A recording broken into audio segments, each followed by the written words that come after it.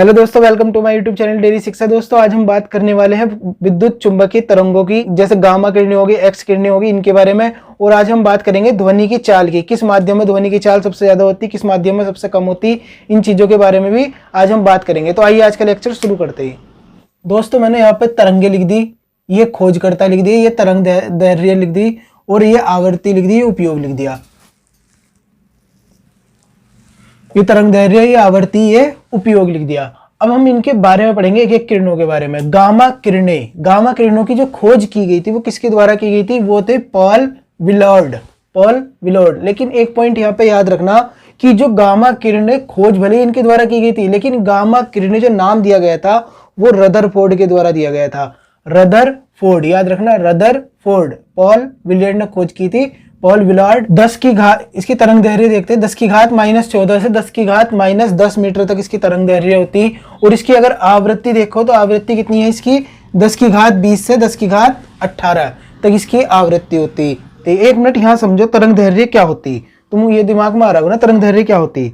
देखो, एक सीधी लाइन है, इस पे जब कोई तरंग इस तरीके से ऐसे होकर चलती, तो इनकी जो बीच की दूरी है, ये जो दूरी है, ये कहलाती है तरंग दैर्ध्य।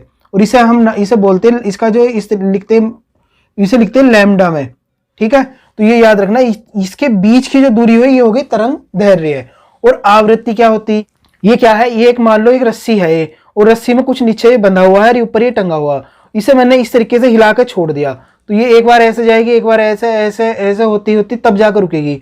तो एक इकाई समय में यहां से लेकर यहां तक और यहां से लेकर यहां तक आने में जो इसे टाइम लगा, तो वो क्या होगा? वो इसकी आवृत्ति होगी। अब मैंने तुम्हें आवृत्ति बता दी, तरंग दैर्ध्य बता दी। इसका उपयोग देख लो, इसका गामा किरणों का उपयोग किस में कराता है? इसका नॉर्मली जो उपयोग होता है वो नाभिकीय क्षेत्र में होता है। लेकिन गामा किरणों के बारे में एक बात और याद रखना, इनकी जो भेदन क्षमता होती, गामा किरणों की जो भेदन क्षमता होती वो सबसे ज्यादा होती। एक्स रेज जिसे बोला जाता है, एक्स किरणें, जो तुम एक्सरे में जब एक्सरे कराने जाते हैं तो इन किरणों का यूज होता है। रोंजन, WC रोंजन के द्वारा ये इसकी खोज की गई थी। और इसकी जो तरंग दैर्ध्य है वो 10 की घात -10 से 10 की घात -8 मीटर तक है। और इसकी जो आवृत्ति है वो है 10 की घात 18 से 10 की घात 16 तक। इसका जो यूज किया जाता है वो नॉर्मली चिकित्सा क्षेत्र में किया जाता है और औद्योगिक क्षेत्र में किया जाता है। तो बस ये याद रखना छोटा सा। पराबैंगनी किरणें खोज किसने की थी? रिटर ने। इसकी जो तरंग दैर्ध्य है 10 की घात -8 से 10 की घात -7। आवृत्ति कितनी? वही 10 की घात 16 से 10 की घात 14। तुम एक चीज यहाँ पे देखो, यहाँ पे क्या हो रही? तरंग दैर्ध्य बढ़ रही, धीरे धीरे बढ़ती जा रही, और जो आवृत्ति है वो घटती जा रही। ठीक है, तो इस तरीके से याद रखना। ये पराबैंगनी किरणों का जो यूज होता है वो होता है 10 इसमें बैक्टीरिया नष्ट करने में। किसमें? बैक्टीरिया नष्ट करने में। आवृत्ति मैंने तो बता दी 10 की घात 16 से 10 की घात 14 तक। दृश्य विकिरण न्यूटन के द्वारा की गई। देखो, एक चीज और बता दूं, इनका यूज जैसे मैंने यहाँ पे चिकित्सा क्षेत्र लिख दिया एक्सरेज के लिए, ये औद्योगिक क्षेत्र में भी इसका यूज होता। ये मत सोचना केवल इसमें होता, इन किरणों का एक से ज्यादा क्षेत्र में यूज होता।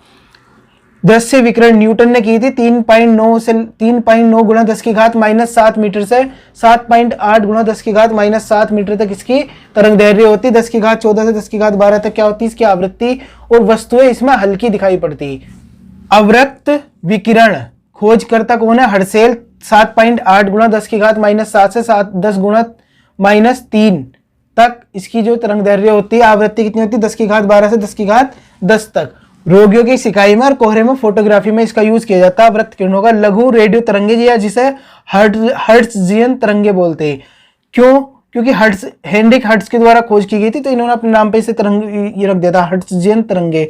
इसे लघु रेडियो तरंगे भी बोलते हैं। 10 की घात -3 से 1 मीटर तक इसकी तरंग दैर्ध्य होती। और 10 की घात 10 से 10 की घात 8 तक इसकी आवृत्ति होती। रेडियो और टेलीविजन में इसका प्रयोग किया जाता है, और टेलीफोन में भी। दीर्घ रेडियो तरंगे मार्कोनी, तो याद रखना, दीर्घ रेडियो तरंगे की खोज किसने की थी? मार्कोनी ने।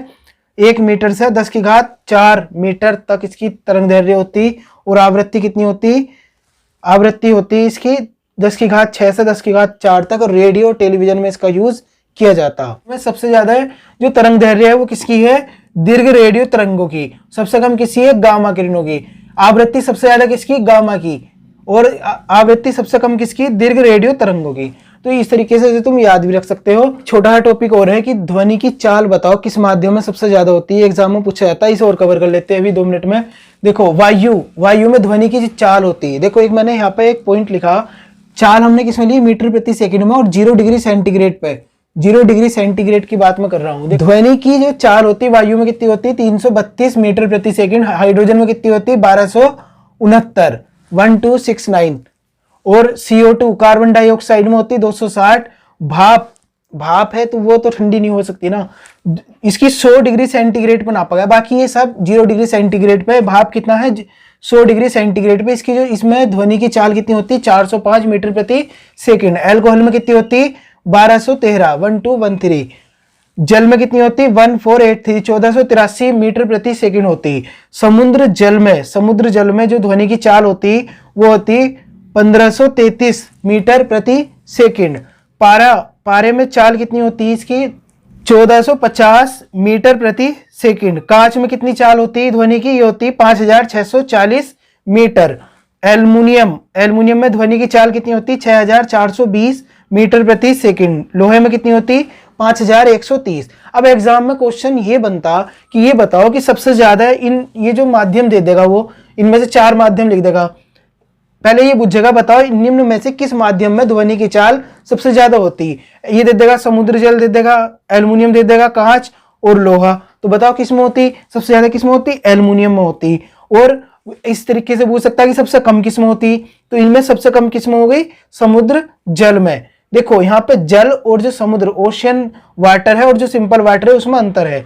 अगर वो खाली जल बूझ रहा, अगर वो ये दोनों बूझ ले एक साथ, अगर वो ये दोनों बूझ ले कि बताओ जल में ध्वनि की चाल सबसे ज्यादा होती है समुद्र के जल में, तो याद रखना सबसे ज्यादा इसमें होती है समुद्र जल में। इन दोनों की कंपेयर में बता रहा हूं, और नॉर्मल जल में कम होती। एग्जाम में ये क्वेश्चन ही पूछा जाता कि बताओ निम्न में से किस माध्यम में, मतलब ये पूछ रहा था किस माध्यम में ध्वनि की चाल सबसे कम होती।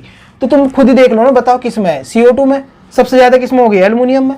तो दोस्तों आज हमने कुछ प्रमुख वैद्युत किरणें पढ़ी, हमने ये देखा ध्वनि की चाल देखी। तो आज के लेक्चर तुम्हें कैसा लगा, पसंद आता लाइक करना। मिलते हैं फिर नेक्स्ट लेक्चर में, तब तक के लिए थैंक्स अ लॉट, जय हिंद।